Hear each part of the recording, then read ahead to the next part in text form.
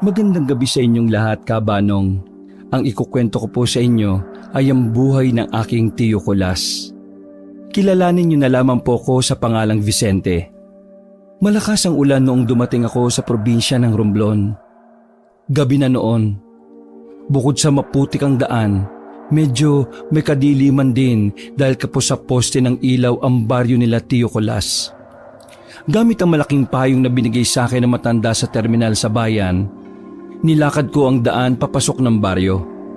May mga nakakasalubong naman din akong mga tao. Pero syempre, hindi ko naman sila kilala kaya wala naman akong pakialam. Ang mahalaga lang sa akin, hindi ako maiilang maglakad dahil bukod sa akin, may iba pa ring nasa daan. Kakainis. Nasaan na ba kasi yung si Jomel? Ang sabi susunduin ako. Langya. Nakarating na lang ako't lahat wala naman. Si Jomel ang pinsan ko na panganay na anak ni Tiyo Kulas. Kasing edad ko lang din siya. Tulad ko, kakagraduate lang din niya noon ng college. Pero siya sa Romblon nag-aral, samantalang ako ay sa Maynila. Makikitira lang kasi ako sa kanila para sa gagawin kong promotion video. May kinalaman kasi sa ganoon ang pag-a-applyan ko ng trabaho. Isang buwan ako roon kaya nasisiguro ko talaga na marami akong magagawa. Huminto ko saglit sa gilid at sinubukang tawagan si Jomel. Kaso sa puntong yon, mahina na ang signal. Yung baryo kasi na yon ay talagang kulob. Napapaligiran ng matataas na puno. Ay, naku naman. Hindi pa makakuha ng signal Nakakapag-init ng ulo. Bad trip naman talaga Ang ayos-ayos kasi nung usapan Dapat hapon pa lang inasa bayan na siya para sunduin ako. Ay naku, talaga tong si Jomel Bangag din kasing kausap Pinagpatuloy ko na lang ang aking paglalakad. Napatigil ako sandali nang nasa tapat na ako ng up and down na bahay. Pero gawa lang sa kahoy. Ito na ba yun? Lumapit ako sandali at sinubukang sumigaw. Kaso sa lakas ng ulan, malabong marinig ako ng nasa loob. Tinabi ko na muna sa ilalim ng punong bayabas ang basang-basa kong maleta. Nasa aktong papasok na ako sa bakuran nang biglang may asong lumitaw. Napatras ako at napaupo sa putikan. Buti na lang nakatali yung aso.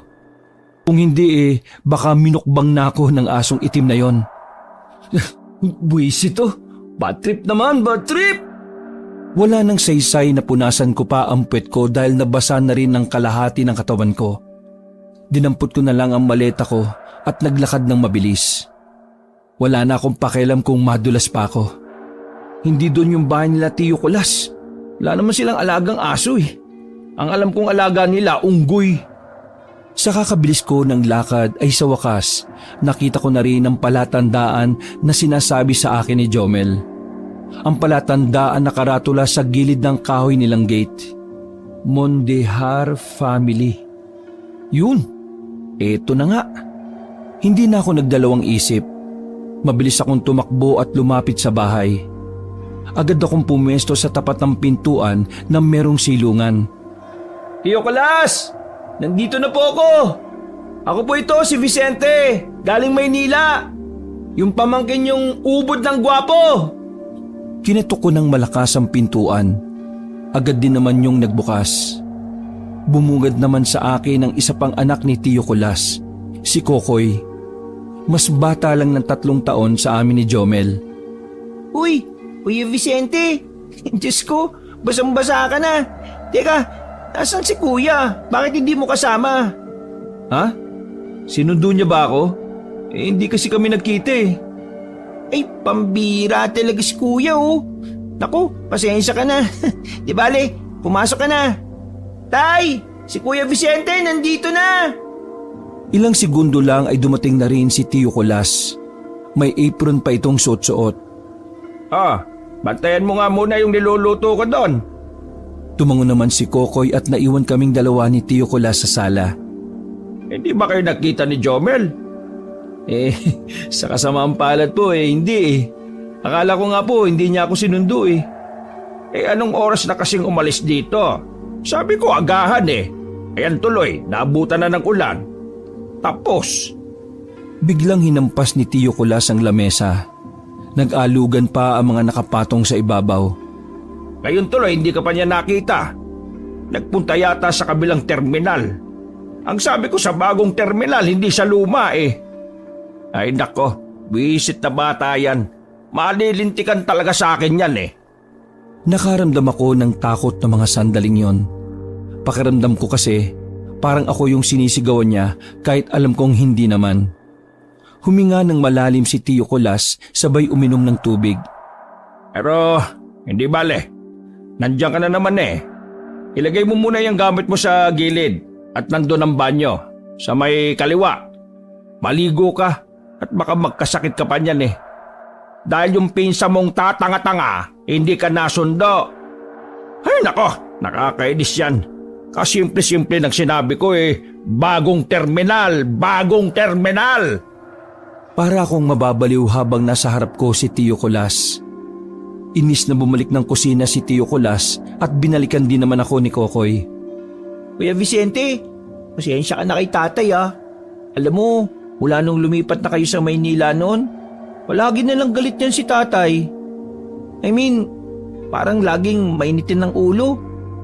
Yung mababa lang namang tono ng boses niya pero maya-maya bigla na lang siyang magagalit o maninigaw.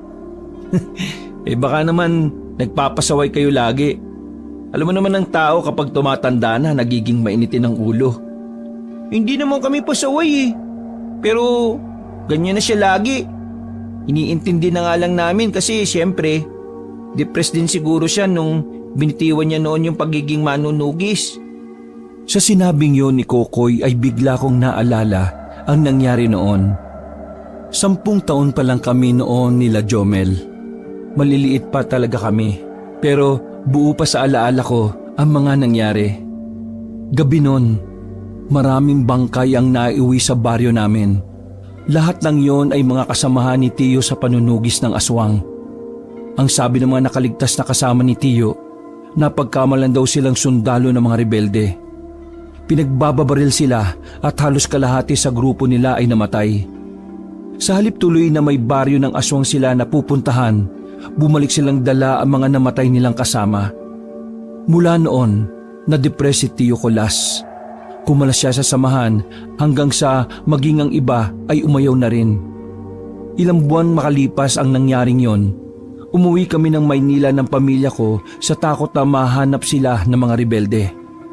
Hinala kasi namin, iniisip talaga ng mga rebelde na sundalo sila. Uy, Kuya Vicente, nakikinig ka ba? Ha? Anong sabi mo? Sabi ko, maligo ka na. Mamaya, darating na rin yun si kuya. O sige. Maraming salamat ah. Ako na bahala dyan sa gamit mo, kuya. Kumuha ko ng pamalit sa maleta ko at nagtungo na rin sa banyo. Hindi maalis-alis sa isipan ko ang nangyari noon.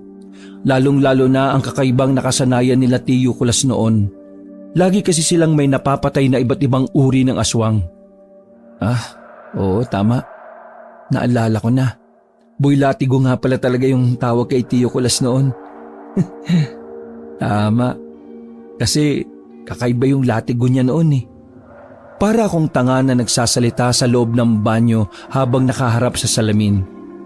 Napatigil lang ako nang marinig ko ang boses ni Tio sa maliit nilang sala.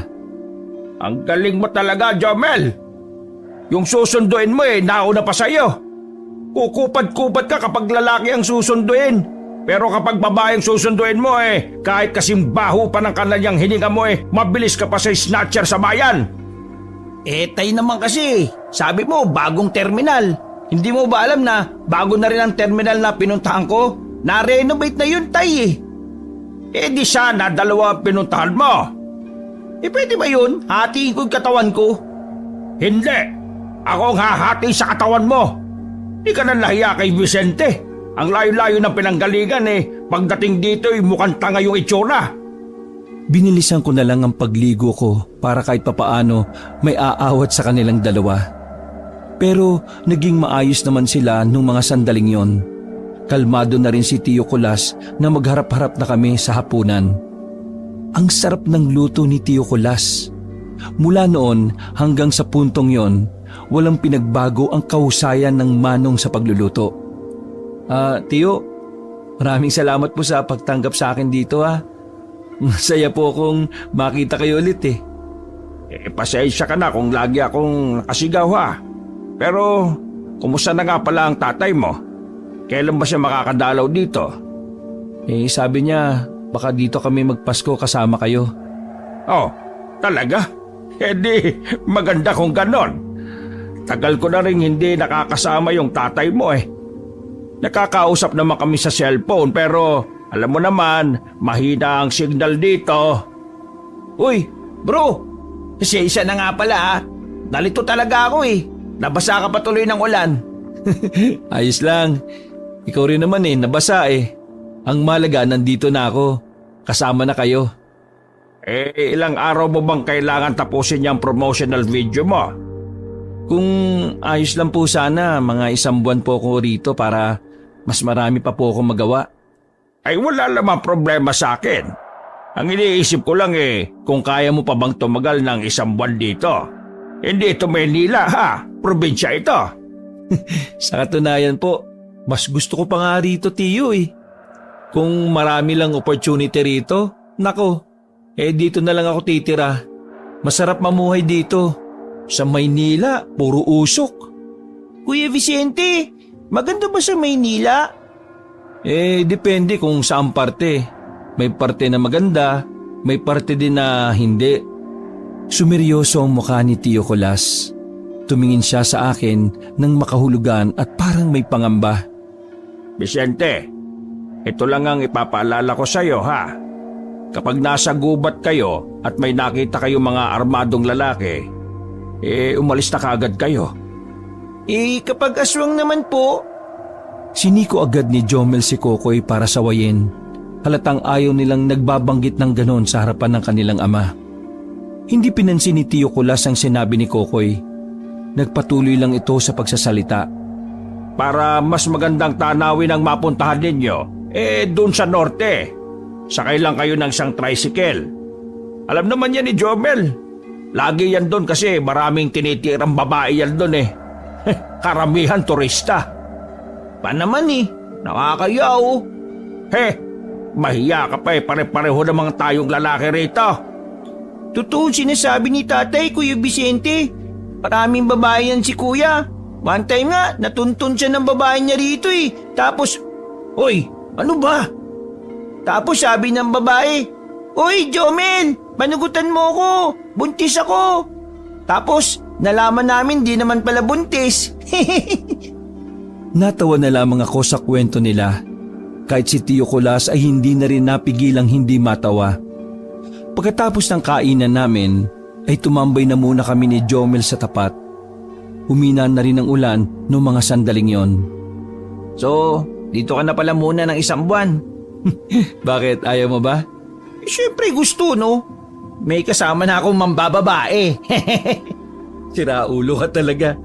Pero, itong totoo, tinigilan ko na pare dahil sa nangyari. Bakit? Ano bang nangyari? Huwag ka nalang maingay kay tatay ah. Nung nakaraang buwan, may nakilala ko sa norte.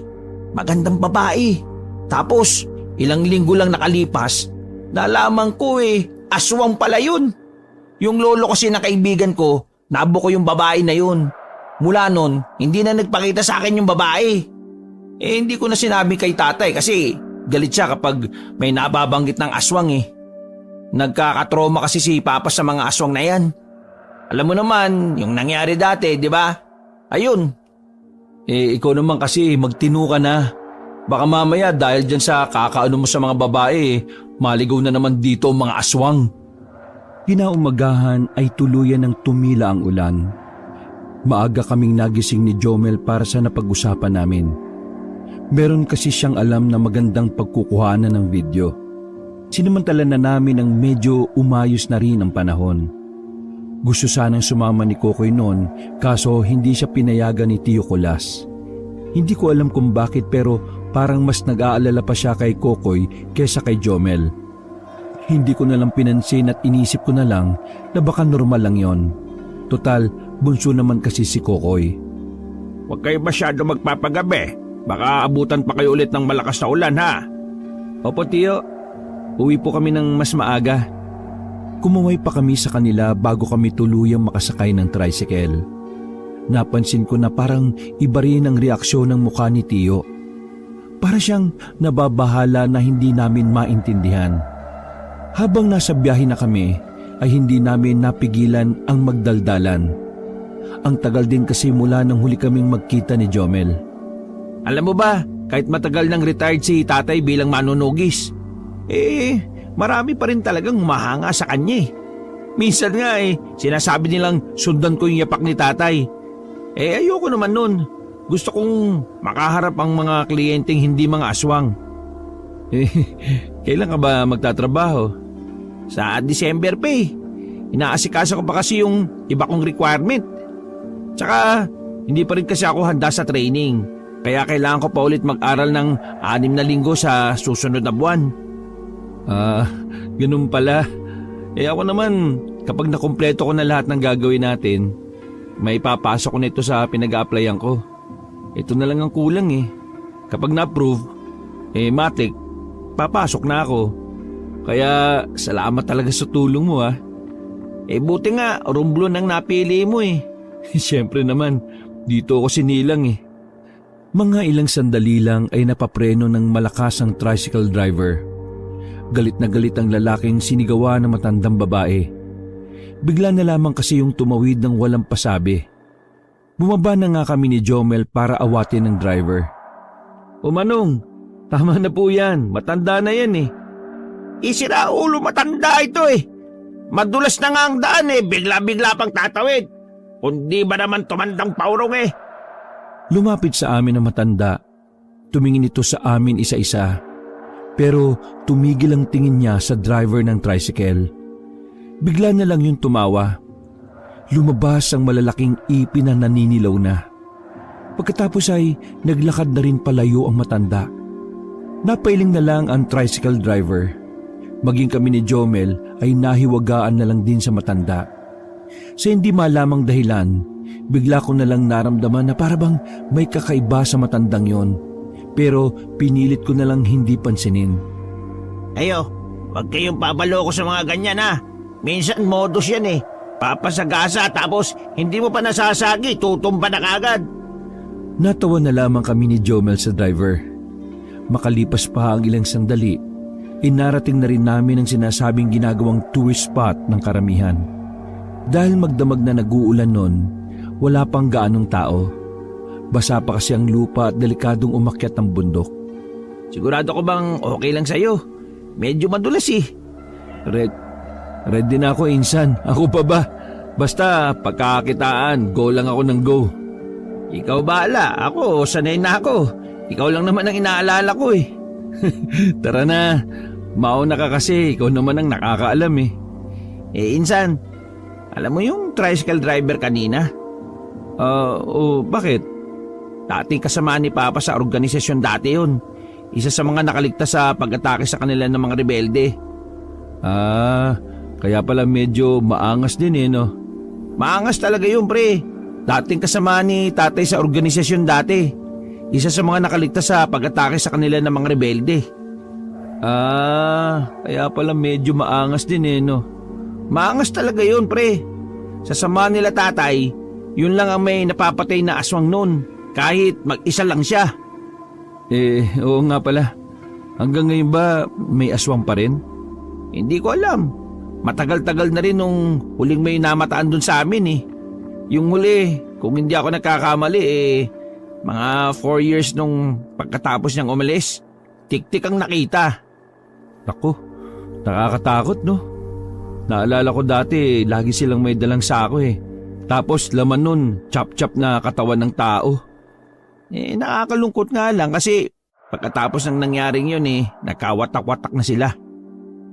Mas mainam na siguro yun para magkaroon sila ng payapang buhay. Napatigil kami sa pag-akyat nang may makita kaming bag sa gilid. Basa ang bag, tapos pigtal ang isang sukbitan sa balikat.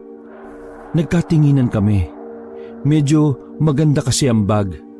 Mamahalin yon base kay Jomel. Napaisip kaming dalawa kung kaninong bag yun. Nang suriin pa naming maigi, nakita naming may malaking hiwa pala yun sa gilid. Para bang hiniwa ng matalas na bagay. Kanino kaya to? Parang naiwan eh. Hindi, insan. Kasi kung iniwan yan dyan, dapat hindi yan sira. Parang hinablot to kaya nahagip ng kung anong matalim eh. Tara, buksan natin? Kagi, sigurado ka? O bakit? Baka mamaya meron ng may-ari niyan eh.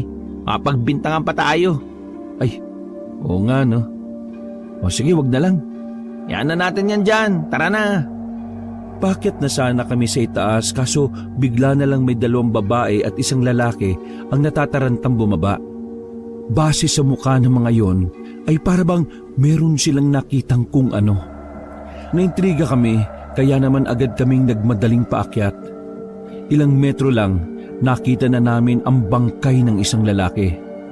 Nakadapa sa lupa, nilalangaw at namamaho na rin. Punit-punit ang damit at pantalon na parabang pinaghihiwa-hiwayo ng matalas na bagay. Ay putik! Napalingon na lang ako sa ibang direksyon. Si Jomel naman ay nasuka-suka dahil sa mga nakita namin. Pulis pre! Tumawag tayo ng pulis! Bago kami makababa, nakapagsumbong na pala yung 3 nakasalubong namin. Buti na lang din ay may pulis sa baba ng bundok. Nasaksihan namin kung papaanong usisain ng mga pulis ang bangkay. Nalaman din namin na nakabukas na pala ang tiyan ng lalaking biktima. Para makatulong sa investigasyon, sinabi namin ang tungkol sa nakita naming bag. Nang buksan yon ay kumpirmadong pagmamay-ari nga yun ng biktima. Bumaba na rin kami ng bundok makaraan lang ng ilang minuto. At dahil sa nangyari, wala kaming choice ni Jomel kundi ang ipagpaliban na lang ang pag-akyat. Dahil base sa mga pulis, malaki ang posibilidad na may iba pang biktima sa ibang parte ng bundok. Tanghali pa lang ay nakauwi na rin kami sa bahay ni Tio Colas. Nagulat nga siya dahil akala niya aabutin kami ng hapon. Oh, akala ko ba'y hahapunin kayo sa pagre-record ng video? Jomel, alam mo ba talaga yung sinasabi kong lugar? Tay, nakarating naman kami ni Vicente, kaso... Kaso ano? Sabihin mo. Tio, dun po kasi sa bundok na aakyatin sana namin ni Jomel, may may natagpo ang bangkay ng lalaki. Napaayos ng upo si Tio Colas. Sandali siyang napatigil sa paghahalo ng kape niya. Ano ka ba? May natagpo ang bangkay doon? Oo tay, bangkay ng lalaki na wakwakan tiyan. Tapos napakaraming hiwa sa katawan, parang Tinigil ni Jomel ang sasabihin niya. Napagtanto niya na hindi magandang ideya kung sasabihin niya kay Tio ang gumugulo sa isip niya. Aswang ba ang gusto mong sabihin? Naiiling na tumango ang pinsan ko.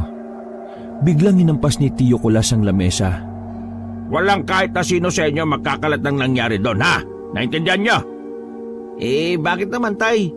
Di ba dapat alam nila para maiwasan nila kung ano man ang dapat na iwasan? Manahimik ka! Wala kang alam sa mga aswang-aswang! Tio, malakas na po ang boses ninyo. Baka po may makarinig. Ito naman kasi si tatay, hindi man lang kumalma. Ikaw pa ang magiging dahilan kung bakit malalaman ng mga taga rito yan eh. Bumuntong hininga na lamang si Tio Colas. Sinubukan nitong huminahon. Ay naka, matagal na panahon na. Matagal ko nang kinalimutan ng mga bagay na may kinalaman sa aswang at sa pagiging manunugis. Pero hindi ko alam bakit hanggang ngayon hindi sila nawawala sa buhay ko. Ibig po bang sabihin ninyo alam niyong nandito pa rin sila sa probinsyang ito? Tumangutango si Tio Colas. Kita namin sa mukha niya ang magkahalong pagkadismaya at pagkabahala. Pero hindi. Dapat wala akong pakialam. Ayaw ko nang mangyari ulit yung mga nangyari noon, Ayaw ko na. Ayaw ko nang balikan ng bangungot na yon. Padabog na tumayo si Tio Colas. Susundan ko pa sana siya palabas pero pinigilan ako ni Jomel. Yaman na natin si tatay. Umaatake na naman yung trauma niya mula sa nakaraan eh. Ayos lang ba siya kapag ganon? Hindi ko alam. Pero sana. Napailing at hingang malalim na lamang ang nagawa namin. Kinahaponan, hindi pa rin nakakabalik ng bahay si Tio Kulas. Nasa bahay lang kami habang nanunood ng TV. Dakong 5:00 ng gabi, natatarantang umuwi sa bahay si Kokoy. Hinahanap si Tio Kulas. Nasaan si tatay? Kanina pa namin hinihintay. Bakit ka ba parang natataranta? Ano na naman bang nangyari? Hindi pwedeng malaman ni tatay ang nangyari sa dati niyang kasamahan. Ha? Ano? Sinundan namin si Kokoy. Halos 3 minutong takbo lang ng mabilis, narating na namin ang gilid ng kalsada na kung saan maraming taong nagkukumpulan. Maraming nagbubulong-bulungan. Hinawi namin sila. Nakita namin ang isang tricycle na nasa gilid, nakabangga sa isang puno. Nang silipin namin, nasipat ni Jomel kung sino yon. Insan, yan yung driver na naghatid sa ating kanina oh. Yung sinasabi ko sa yung dating matinik na manunugis. Grabe naman ang gumawa niya sa kanya. Talagang hindi na siya bubuhayin eh oh. Umusog lang kami nang may mga dumating ng tanod at pulis. Hindi ako makapaniwala nung hapon na yon. Yung driver na nakausap lang namin, ilang oras lang makalipas patay na pala. At ang mas nakakakilabot pa, tirik ang araw nang mangyari yon. Nakakatakot. Maliwanag ang paligid ng ginawa yan. Sariwa pa yung dugo oh. Wala man lang takot yung gumawa niyan kung may makakita sa kanya. Kuya, alam mo ba kung anong tingin kong gumawa niyan? Aswang. Tumango lang si Kokoy bilang tugon sa kanyang kuya Jomel. Ako naman ay palihim lang na kinilabutan. Nagtatayuan ng mga balahibo ko. Nakakaramdam ako ng panlalamig sa palad dahil sa kaba. Paano kapag nalaman ito ni Tiyo? Malamang, mapapraning na naman yun. Iniisip ko, paano hindi ito malalaman ni Papa? Alam niyo naman kung gaano kabilis kumalat ang chismis. Ng tinapay naman oh. Ay nako, pasensya ka na insan ha. Dapat happy lang tayo pero ganitong problema pa inabot mo dito sa amin. Ayos lang naman sa akin. Ang mas iniisip ko ngayon si Tio Kulas. Kung hanapin kaya natin siya. Alam ko kung saan natin siya pwede makita. Nagmamadali kaming umalis sa mga nagtutumpukan tao. Bago gumabi, ay tinungo namin ang isang sementeryo na halos 10 minutong lakaran mula sa lugar. Pagdating namin doon, natanaw kagad namin si Tio Kulas na nakatayo sa harapan ng mga nicho. Kapag napapraning si tatay pinupuntahan niya dito yung mga kasamaan niya. Dito ko sila nakalibing Kahit umuulan ng malakas, basta gusto niyang pumunta rito, pupunta talaga siya. Wala siyang pakialam sa panahon. Grabe pala talaga ang pinagdaraanan ni Tio, no? Kilala siyang mandirigmang dilatigo noon. Alam ng mga tao kung gaano siya kahusay lumaban. Kaya isang malaking dagok sa kanya nang maraming nadismaya sa nangyari.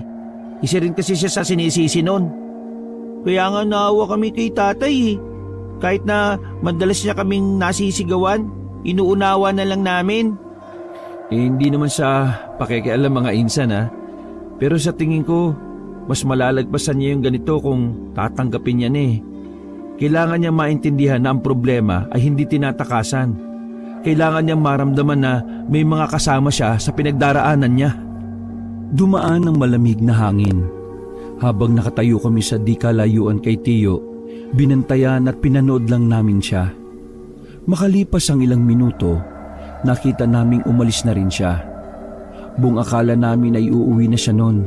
Pero nagtaka kami dahil ibang direksyon ng kanyang tinahak. Sinundan namin si Tio sa pag-aalalang baka saan siya mapunta. Kamalas-malasan pa dahil bigla na lamang umulan ng malakas. Ganun pa man, hindi namin hinayaan na mawala siya sa paningin namin. Kumagat na ang dilim ng matanaw naming pumasok ng kagubatan si Tio. Lamig na kami sa ulan. Pero dahil kailangan naming alamin kung saan siya pupunta, ay sinundan pa rin namin siya. Oh, nasa na si Tio? Hindi ko makita. Ang lakas ng ulan eh. Dito kuya, dito si tatay dumaan, tara. Sinundan na lang namin si Kokoy. Sa aming tatlo, si Kokoy daw ang may higit na kaalaman sa pasikot-sikot sa gubat. Madalas daw kasing nanguhuli ng gagamba si Kokoy noon. Kung minsan din ay nangangaso. Hindi nagtagal ay nakarating kami sa Talampas. Ibabaw ng bundok na may malawak na kapatagan. Nakita namin si Tiyo doon. Nakatayo lang siya nung una. Kami naman ay gumilid at nagtago sa mga kawayanan. Anong ginagawa ni Tiyo dito? Ala kuya, ililibing na ba ni tatay sarili niya? Oy, siraulo ka ba? Nakita mo lang na naguukay eh. Sa lugar na ito, dito niya ibinaon yung armas niyang latigo. Ibig ba nitong sabihin babalik na siya sa pagiging manunugis niya? Hindi ko rin alam eh. Pero kung ano man ang magiging desisyon niya, gusto kong suportahan siya sa mga gagawin niya. Halos 10 minuto rin kaming tatlo na naghintay. Mga ilang sandali lang, nakita na lang namin si Tiyo Kulas na may winawasiwas ng latigo. Humarap siya sa kinaroroonan namin. Agad naman kaming nagtago sa pag-aakala na naramdaman niya kami. Dumapa kami kahit na halos talsikan na kami ng putik. Maya-maya pa ay umalis na rin si Tiyo Kulas. Sinundan namin siya hanggang sa makabalik na kami ng bahay. Nakita niyang basa rin kami ng ulan pero hindi na lang niya kami pinansin. Nang makapagbihis na kami, pinuntahan ako ulit ni Jomel at Kokoy sa kwarto ko. Dahan-dahan lang sila dahil nasa baba raw si Tiyo Kulas.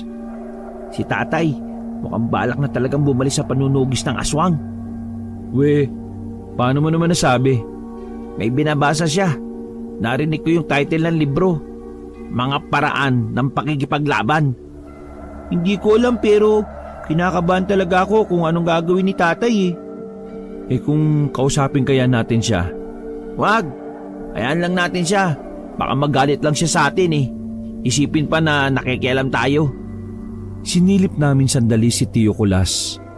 Kalmado lang naman siyang nagbabasa.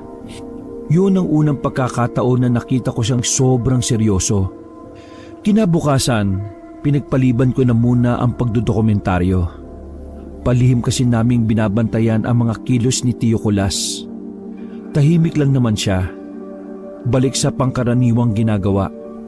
Pagkatapos pumunta sa negosyo nitong bukuhan, uuwi lang yon para magkape at magbasa-basa ng dyaryo.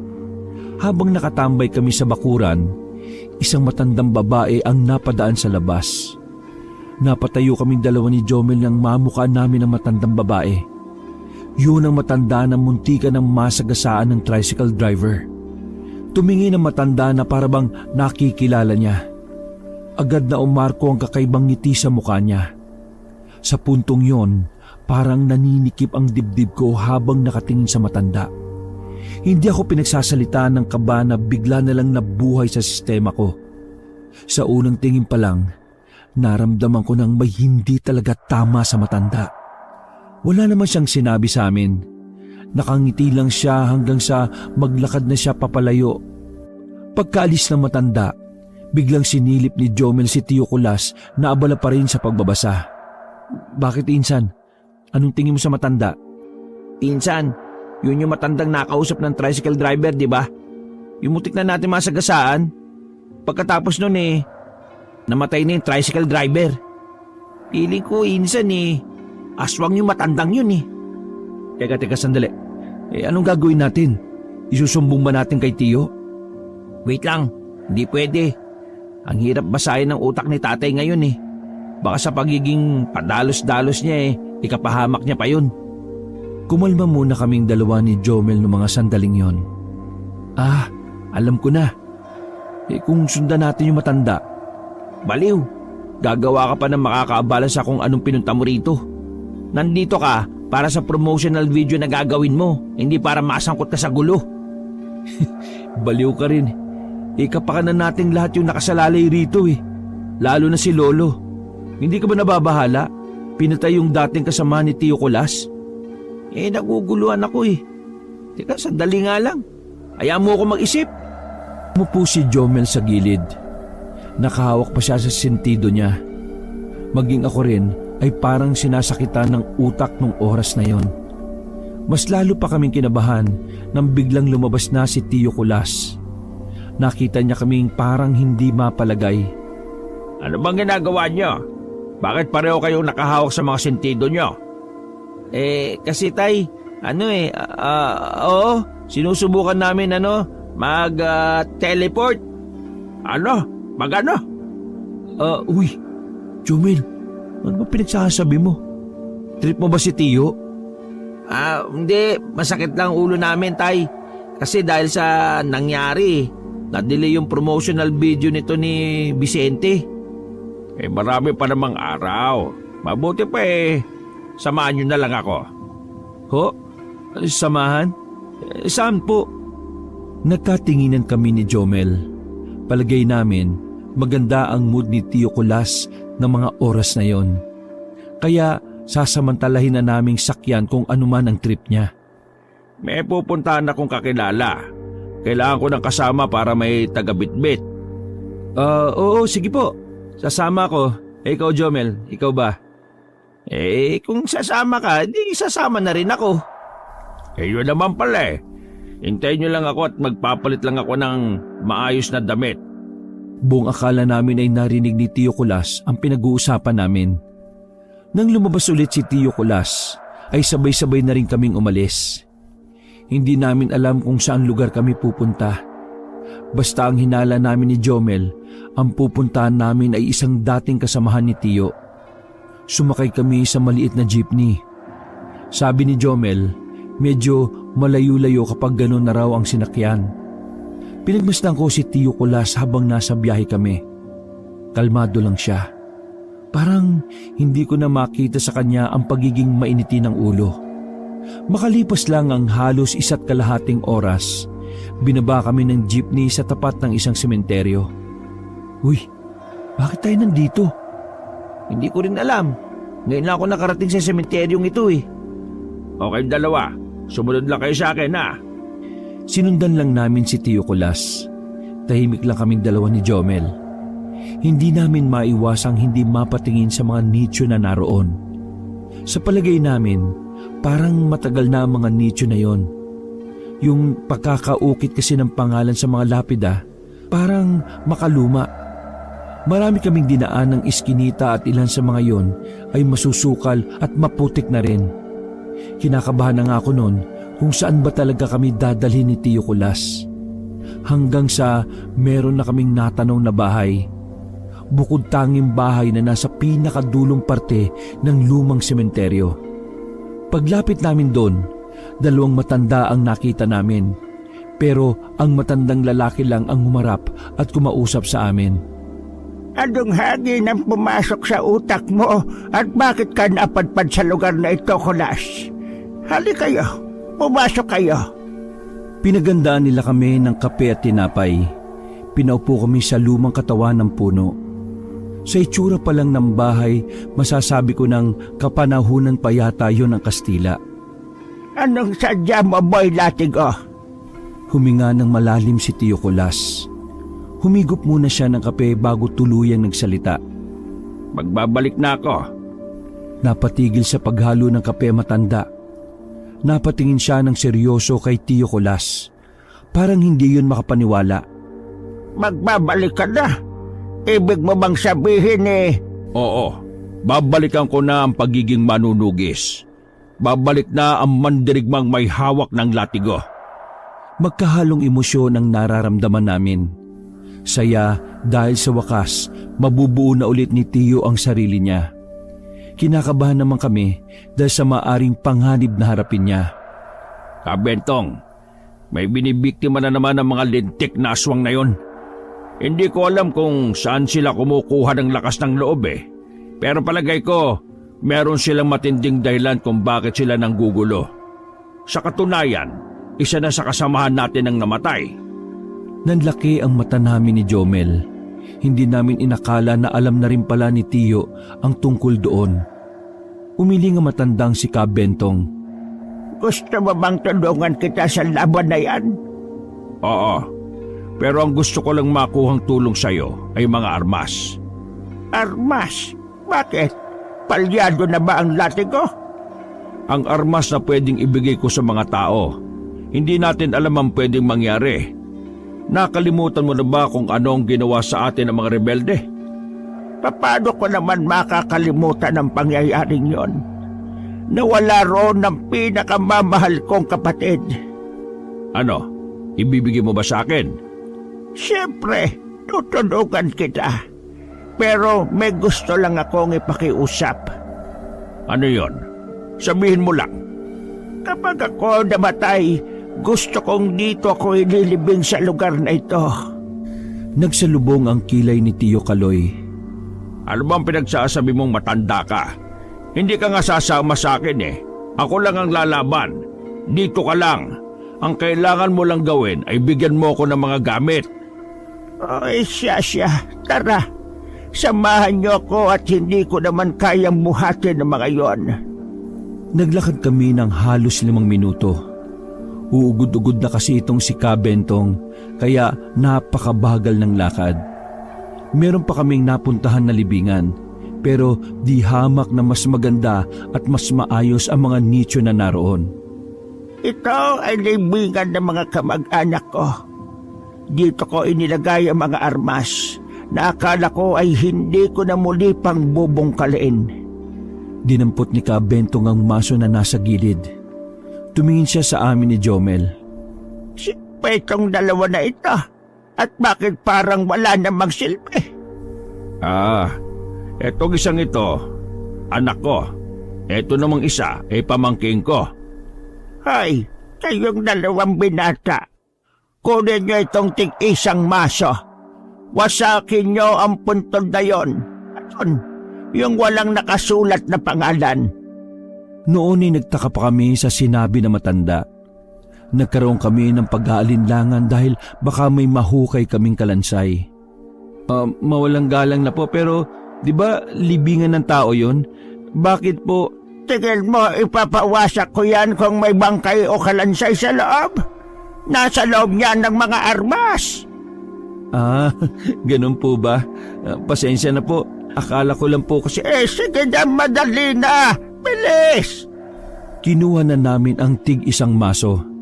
Sinimulan namin ang magpukpok sa makapal na marmol ng nichong yon. Mabigat ang maso kaya medyo nahihirapan kami. Iniisip ko na lang talaga noon na dapat mawasak namin yon. Dahil mukhang may pagkamainitin din ang ulo ni Kabentong. Unti-unti naming nabutas ang malaking nicho. Nang magkaroon na kami ng pagkakataon para makasilip, nagulat kami nang biglang may nakita kaming kalansay ng tao na nasa loob. Natumba pa kaming pareho ni Jomel. Tiyo, may kalansay sa loob. Sigurado ka ba na nandito yung gamit? Ano bang pinagsasasabi niyo, ha? Sumilip ang matandang si Kabentong. Maging siya ay napakamot na lamang sa ulo nang makumpirma ang sinasabi namin. Inatake na naman ako ng ulyanin. Nako, doon pala sa kabilang puntod. Ano ba talaga? Doon ba talaga? Baka mamaya mabungkal na natin mga kamag-anak mo tapos wala namang pala rito. Sigurado na ako, doon talaga yon. Napailing na lamang si Tiyo Kulas. Umusog lang kami sa kabilang puntod. Di hamak na mas maganda ang puntod na yon kumpara sa una. Kaya medyo nag-aalangan kaming dalawa ni Jomel sa oras na yon. Maya-maya lang ay muli naming sinimula ng pagbubungkal.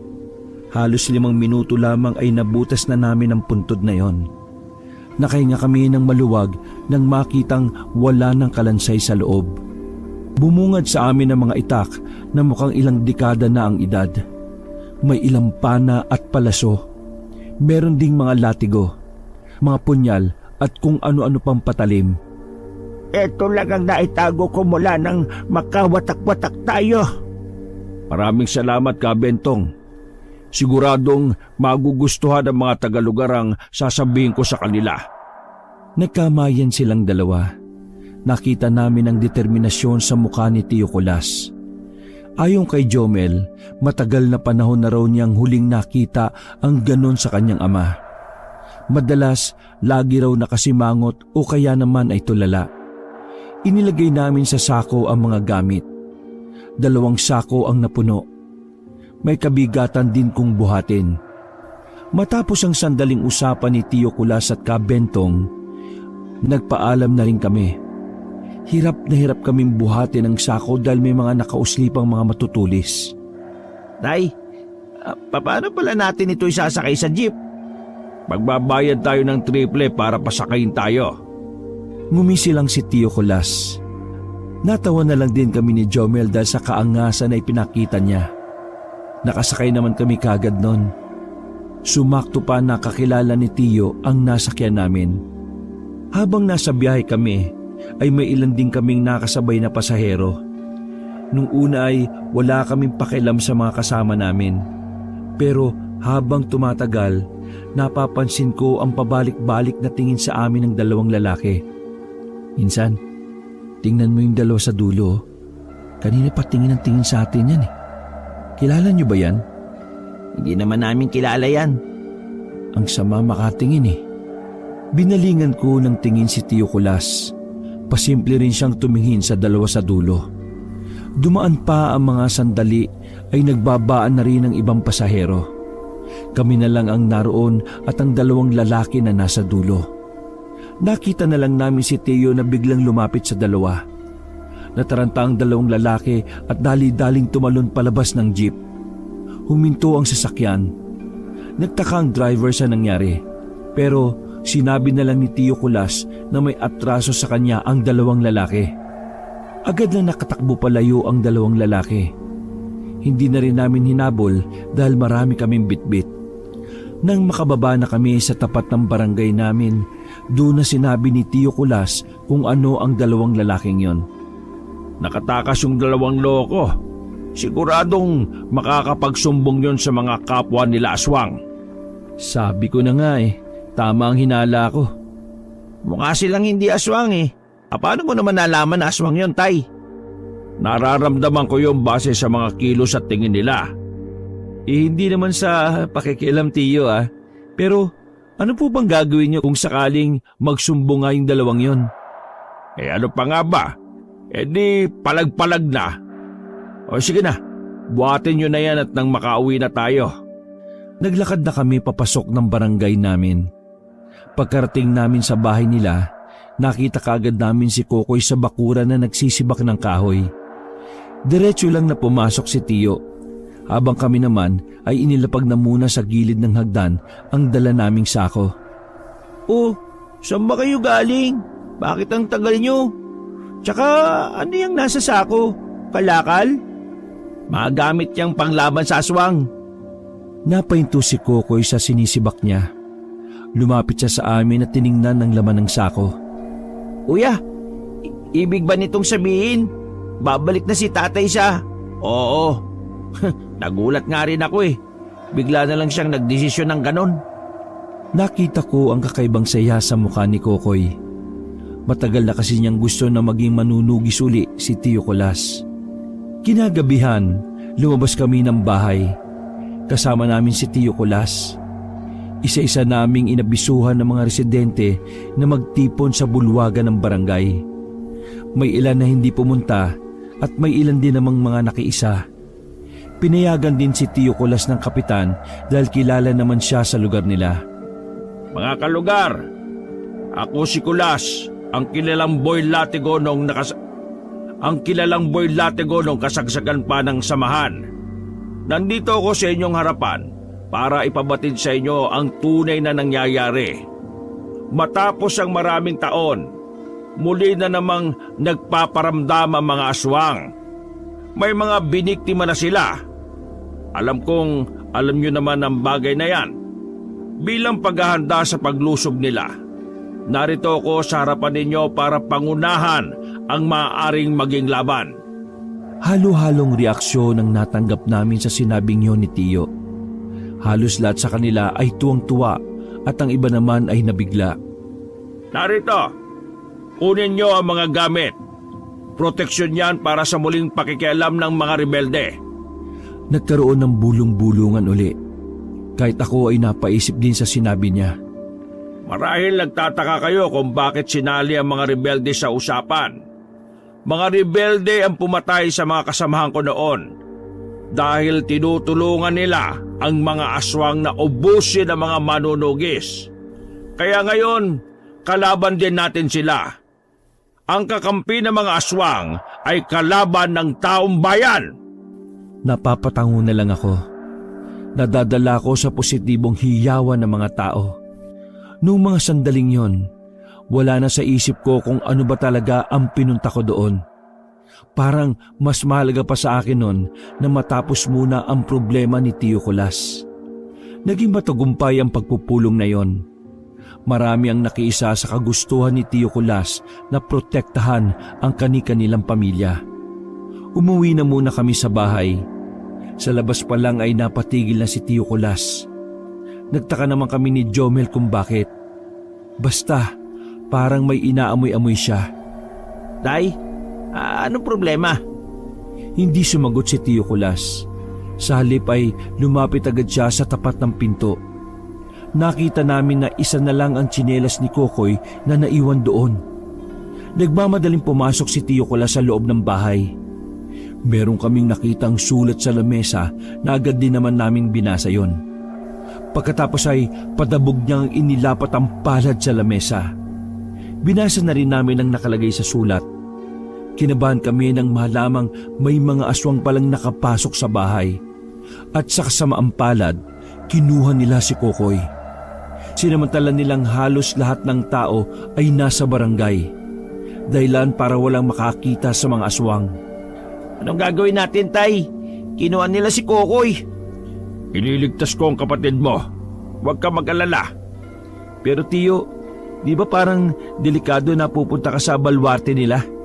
Wala ka man lang ba pwedeng makasama bukod sa amin? Yung medyo marunong-runong na sa labanan? Umiling si Tio at dismayadong umupo na lamang sa tapat ng lamesa. Watak-watak na lahat ng nakaligtas noon. Hindi ko na alam kung nasaan sila. Mas lalong hindi ko alam kung gusto pa rin ba nilang gawin ito. Pero kahit na anong mangyari, hindi ko hahayaan si Kokoy. Nasama ako, Tay. Sasama rin po ako, Tio. Kailangan nyo talaga sumama. Tayong tatlo na lang ang magtutulungan. Kung isama natin ang ibang residente, Hindi sila papayag na iwan ang mga pamilya nila, Insan. Tama si Jomel. Hayaan na lang natin sila. Intindihin na lang natin kung ano ang kaya nating kontrolin. At yun ay ang ating mga sarili. agad na rin kaming naghanda. Wala kaming sinayang na oras. Kumain lang kami ng hapunan saglit tapos umalis na rin kami ng bahay. Alam ni Tio Kulas kung saan ang bundok na tinutukoy sa sulat. Yun ay ang bundok ng norte na dapat ay aakyatin namin. Tahimik lang kami habang nasa biyahe. Pero sa totoo lang, sobrang kaba ko na talaga nun. Hindi ko inaasahan na hahantong sa ganun. Ang dapat lang sana ay masayang bakasyon at paghahanap ng magagandang tanawin. Bumuntong hininga na lamang ako. Pinagdasal ko na lang noon na sana walang mangyaring masama sa amin. Nandito na tayo. Ihanda nyo ng mga sarili nyo. Ayaw ko ng tatanga-tanga, ha? Tandaan nyo, kapag hindi ka nag-iisip ng tama, mas mauuna ka pang mamatay sa uugod-ugod na matanda. Hinawakan ko ang pinahiram na itak ni Tio Kulas. Ganon din naman si Jomel. Habang si Tio Kulas ay kalmado lang na nakaipit ang latigo sa tagiliran niya. Ikaw ba, Vicente? Hindi ba magagalit ang mga magulang mo kapag nalaman nila na ganito ang ginagawa mo rito? Hindi naman sila magagalit, Tio. Basta wala lang magsasabi.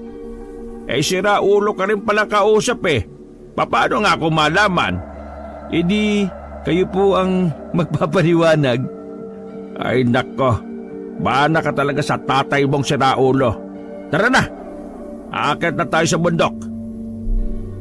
Nanahimik na kami sa mga dumating na sandali. Todo hawak ako sa mga sanga na nakalaylay.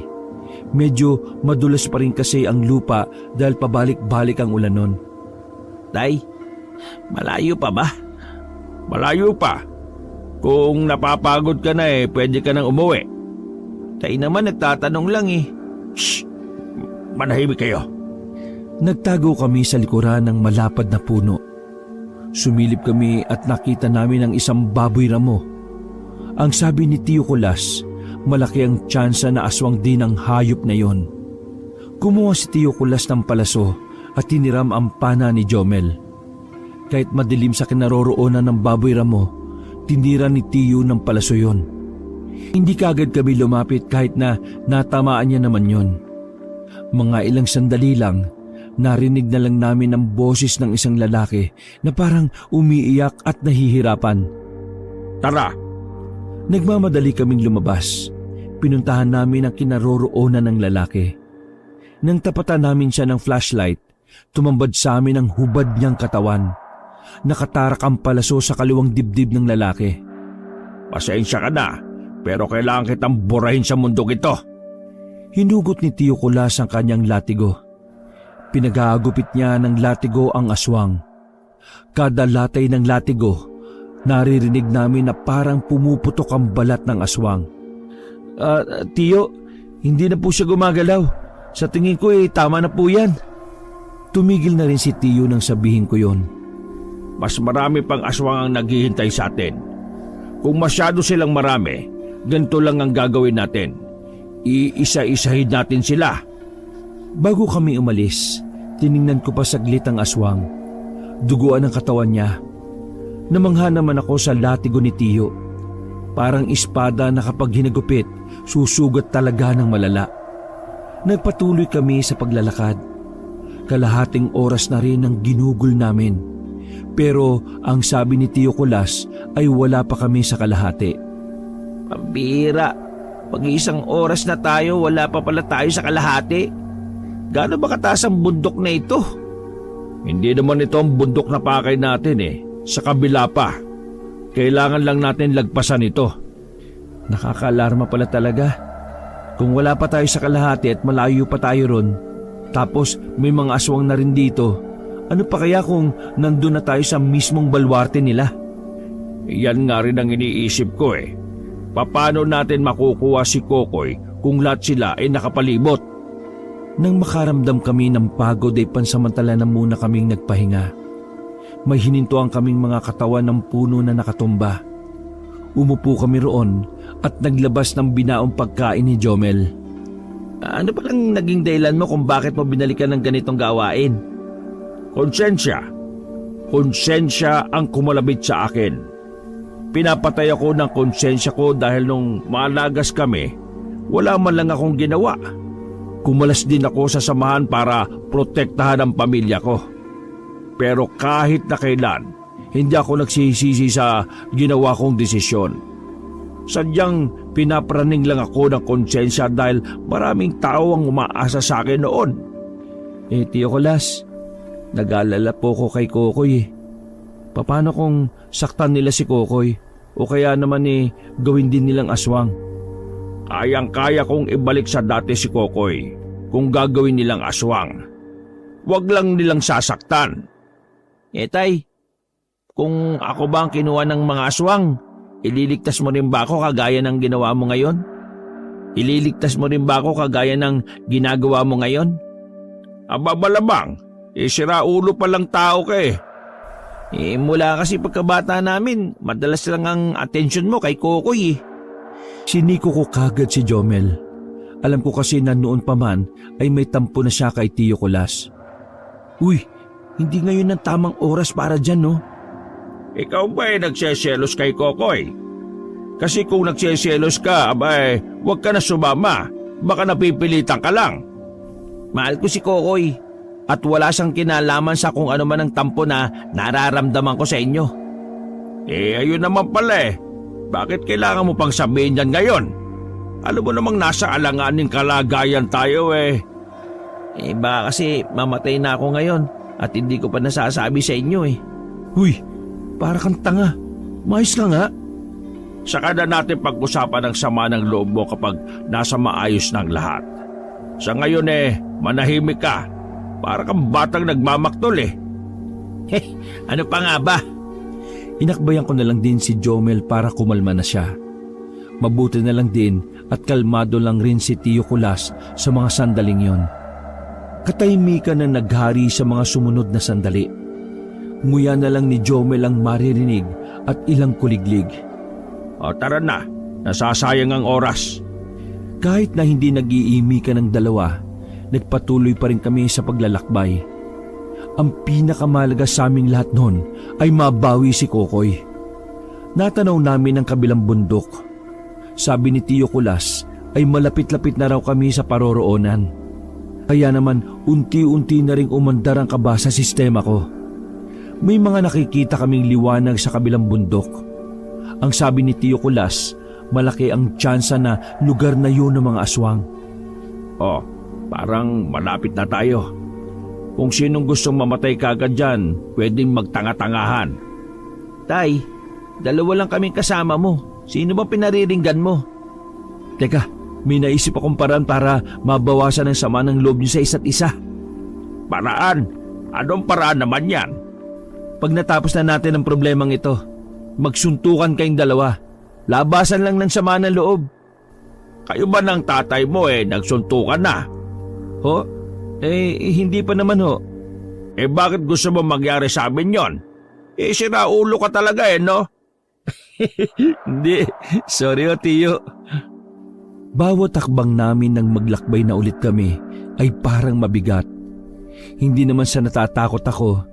Sadyang kakaiba lang talaga ang pakiramdam ng isang Manilenyo. Nahaharap ako sa mga nilalang na kahit kailan hindi ko pinangarap na makita o makaengkwentro. 20 minutos ang nakalipas. Nasa paanan na kami ng bundok nang magtago na naman kami. May dala-dala silang lampara na siyang nagsisilbi nilang liwanag. Kahit ilang metro ang distansya nila, kitang-kita nila na may itsura ang mga babae. Lalong-lalo na si Jomel na talaga namang malinaw ang mata pagdating sa mga dilag. Tiyo, huwag mong sabing aswang din yan ha.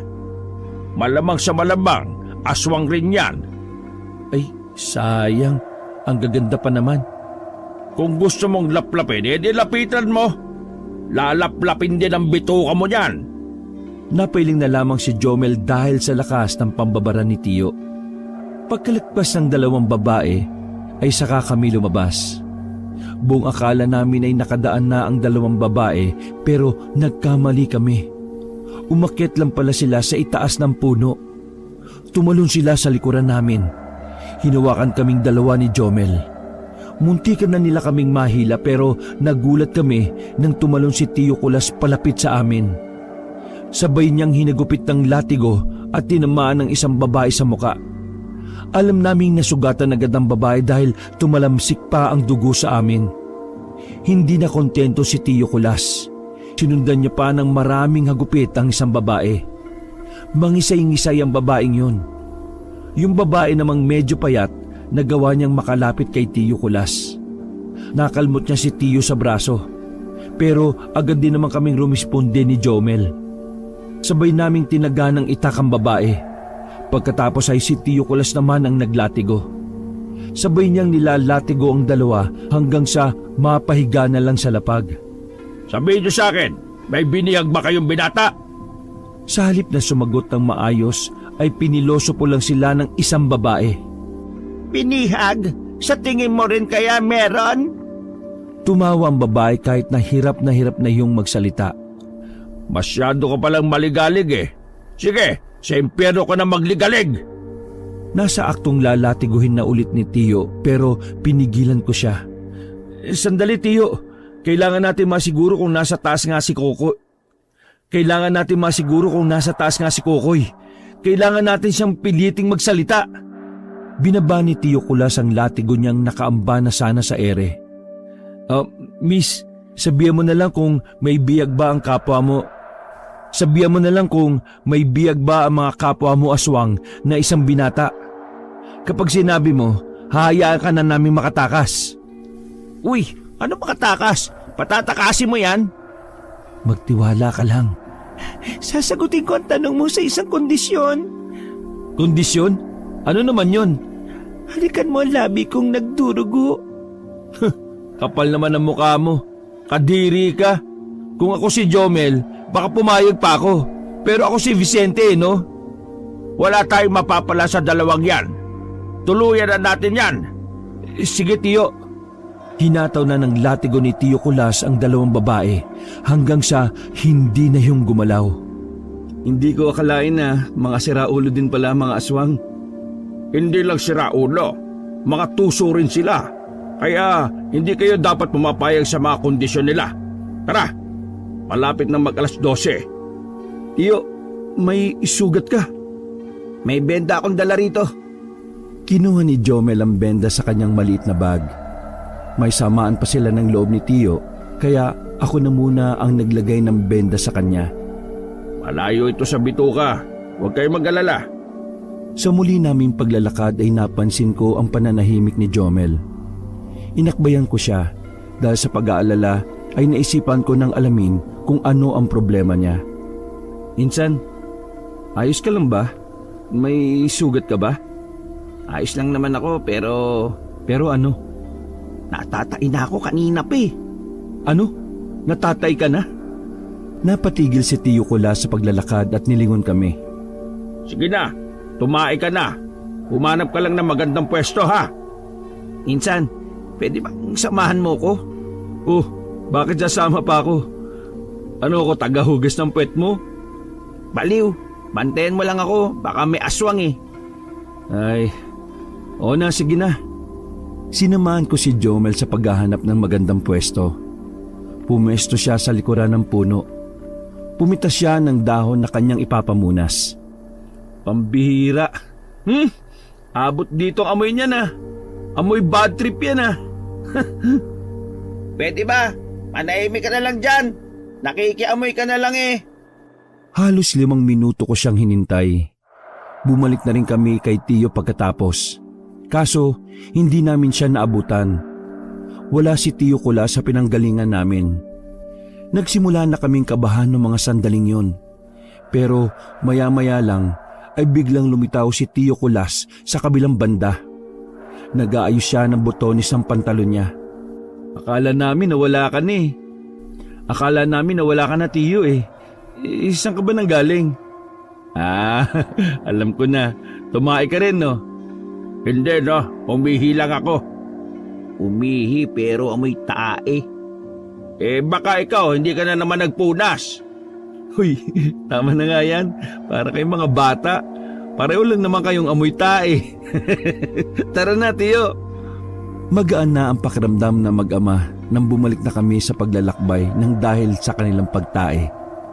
Tapos na ang hindi pagsiseryoso ng mga oras na yon. Dahil nang akyatin na namin ang bundok ng norte, unti-unti ko nang nararamdaman ang presensya ng mga aswang. Para bang bawat daanan namin ay may mga matang nanunood. Nagtatayuan na ang mga balahibo ko noon, Kabanong. Lalo na sa ideyang buwis-buhay ang gagawin namin pagpunta ron. 3 laban sa balwarte ng mga aswang. Kapag malapit na tayo, gawin niyo ang lahat para hindi makalika ng ingay ha. Hindi tayo papalag kapag lagpas 2 kalaban. Dapat mas marami tayo at saka tayo lalaban. Naintindihan niyo ba? Tumango kami ni Jomel. Binilisan namin ang paglalakad hanggang sa tuluyan na nga naming natanaw ang isang baryo. Huminga ako ng malalim noon sa pagbabakasakaling mawala ang kaba sa dibdib ko. Pero hindi, dahil mas lalo pa yung lumala. Buhay na buhay sila sa ganitong oras. Malabong makalapit tayo kagad. Isa pa, hindi natin alam kung saan nila eksakto inilagay si Kokoy. Sige, maghiwa-hiwalay tayo. Mukhang hindi magandang ideya yan, Tiyo. Paano kung mahuli kami? Hindi namin sila kakayanin nang wala ka. Dapat kayanin nyo. Kasi kapag magkakasama tayo, mas madadalian silang dakpin tayong lahat. May punto si tatay, Insan. Ano, kaya mo ba? Ha? Wala naman ako magagawa. Alangan namang iwan kita. Paano? Dito ako sa kabilang banda. Kayo dyan sa kabila ha. Mag-ingat kayong dalawa. Napakamot na lang ako sa ulo pagkaalis ni Tiyo Kulas. Pareho na nga tayong walang alam sa pakikipaglaban. Tayo pa nagsama. Kesa naman isa sa atin ang naglalakad na mag-isa. Di ba mas malaking katangahan yon, Insan? Ay nako, bahala na nga. Basta kung sino man ang mauna sa ating dalawa, sana sa langit ang bagsak. Wala mang karanasan sa pakikipagsagupaan sa mga aswang at aminadong pareho kaming lampa. Nilakasan na lamang namin ang kalooban namin. Inisip ko na lang din na para yon kay Kokoy. Ilang metro ang distansya mula sa kinalalagyan namin.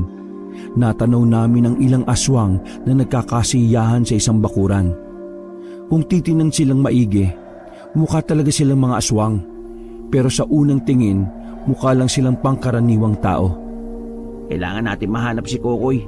Kapag nakita natin sila, balikan natin si tatay. Tama ang naisip mo. Kaya maglakad pa tayo patungo ron. Tara, dali! Sa kakalakad namin ng nakayuko, nasipat na namin ng tingin ang isang mas malawak na bakuran. Para siyang lugar kung saan nagtitipon ng mga aswang. Hindi na sana namin yung papansinin, pero may nakita kaming mga bihag na nakagapos sa mataas na bakod. Ayun si Kokoy! Buhay si Kokoy! Tara, balikan na natin si Tiyo Kulas. Aalis na sana kami nang makita naming kinakaladkad na si Tiyo Kulas doon. Nahuli siya ng mga aswang. Pinadapa siya sa lupa at tinalian ang magkabilang kamay. Gagi, si Tiyo! Wisit naman buhay to.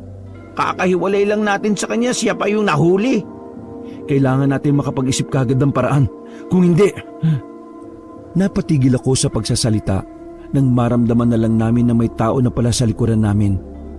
Dahan-dahan kaming lumingon. Naramdaman na lang namin na may matigas na bagay ang pumalo sa ulo namin. Nawalan kami ng malay ni Jomel. Paggising namin, kasama na namin si Tiyo Kulas sa iisang kulungan na gawa sa makapal na kawayan. Kaya nga tayo naghiwalay para hindi tayo mahuling tatlo. Sumunod naman kayo. Sino ba unang nahuli? Pasensya na Tiyo, pero mukhang marami palang mga aswang ang narito. Marami ding naglilibot. Ano pa nga bang magagawa natin nandito na tayo. Anong plano? Hintay na lang natin kung kailan tayo kakainin. Napailing na lang kaming dalawa ni Jomel. Nagawa pa talaga magbiro ni Tiyo ng ganon. Bumuntong hininga na lang ako. Nung mga sandaling yon, aminado ko na talagang nawalan na rin ako ng pag-asa. Kumbaga, inasa ko na lang ang sitwasyon namin sa himala. Mga ilang sandali lang, bigla na lamang may mga dumating na aswang. Pinagkukuha nila kami at pwersahang itinali sa puno ng nyog. May dumating na matandang babae. Sobrang pamilyar sa akin ang mukha niya. Siya ang matandang nakita namin ni Jomel sa labas ng bakuran. Siya rin yung matandang hinala namin na pumatay sa tricycle driver. Maligayang pagdating dito, Boy Latigo. Naalala mo pa ba ang mukha ko? Paano ko maaalala kulubot na yung mukha mo? Sino ka ba? Ako si Hermina, ang kapatid ng aswang na pinatay mo noon. Wala akong pakialam. Hindi ko na matandaan Humalakhak ng malakas sa matanda na parabang nababaliw. Huminto naman yun at muling nagseryoso ng muka. Hindi mo maalala? Pues, ipapaalala ko sa iyo ngayong gabi. Ipaparanas ko sa iyo ang sakit na naranasan nila noon. Pagsabing yun ng matanda, ay nagbago ang kulay ng mga mata niya. Nangitim ang mukha niya at humaba ang dila. Halata sa galaw niya ang labis na galit para kay Tiyo. Sinakal ng matanda si Tiyo at saka galit na nagsalita. Ngayong gabi, ipaparamdam ko sa iyo ang naramdaman ko nang mawalan ako ng minamahal. Tumingin ang matanda kay Jomel at ngumiti ng malapad. Kita pa ang gilagid at ang naninilaw ng ngipin. Anak mo siya, hindi ba? O kaya kung siya munang pahirapan ko para mas masaya, sa mismong harapan mo pa. Huwag kang dawag tanda. Huwag kang mandamay ng walang kinalaman dito. Nang kinalaman? Iisa ka rin palang siraulo Anong walang kinalaman? Sinama mo ang anak mo, kaya kasama na siya sa kalbaryong haharapin mo. Sumenya sa matanda sa mga nasa gilid. Kasunod nun ay ang pagtambol ng mga lalaki. Para silang nasa piyesta. Sabay-sabay na tumambol at ang iba naman ay nagsisigawan at nagsasayawan. Ang presensya ng tatlo ay parang isang malaking biyaya sa kanila. Dahil batid ng mga aswang na naroon ay pagkain ng kahahantungan namin. Bagay na mas lalong nakakapagpakaba ng aking kalooban. Tiyo, anong nangyayari? Mukhang tayo ang ihahanda nila sa ritual na gagawin nila. Dito na ba talaga tayo magtatapos? Biglang tumigil ang ingay at tambulan. May 2 aswang ang pwersahang kumuha kay Jomel. Nang subukan pang pumalag ni Jomel ay nasapak pa siya sa muka. Inilagay si Jomel sa mahabang lamesa at tinalian. Akala ko ay doon na matatapos ang pagkulo ng matanda. Pero meron pa itong naisip. Bagay na mas lalong nagdulot ng takot kay Tiyo Kulas. Alam ko na. Naalala ko. Anak mo rin pala yung isa naming bihag. Ilabas niyo ang isang yon. Nagmamadali ang 2 lalaki paalis. Nabahala naman si Tiyo Kulas. Kapag ako nakatakas dito, bibigwasan talaga kita. Nang makuha na si Kokoy, inilagay din siya sa mahabang lamesa. Tabi sila ni Jomel. Tatay, tulong! Anong gagawin nila sa amin? Tatay! Mayak-iyak si Tiyo dahil hindi niya alam ang gagawin niya. Pareho pa kaming nakatali. Nang nasa aktong pupugutan na nila ng ulo si Jomel at Kokoy, bigla na lang nagkagulo ang mga aswang. Yung pala, dumating sila ka Bentong kasamang iba pang mga manunugis. Nagkandalabo-labo na. Ang matandang si Hermina naman ay gumapang paakyat sa punong nyug. Tama pala ang dating namin. Isa-isa nila kaming tinanggalan ng tali. Kinuha na rin ni Tiyo ang latigo niya na nakasabit lang sa kawayan. Nagsimula ang kaguluhan. Lahat ng manunugis ay latigo ang gamit. Dahilan para mataranta ang mga aswang. Sa mga nakalipas na sandali, unti-unti na ring natatalo ang mga aswang. Ang matanda na lang ang halos natira. Mga ilang sandali pa, hindi nakatiis ang matanda.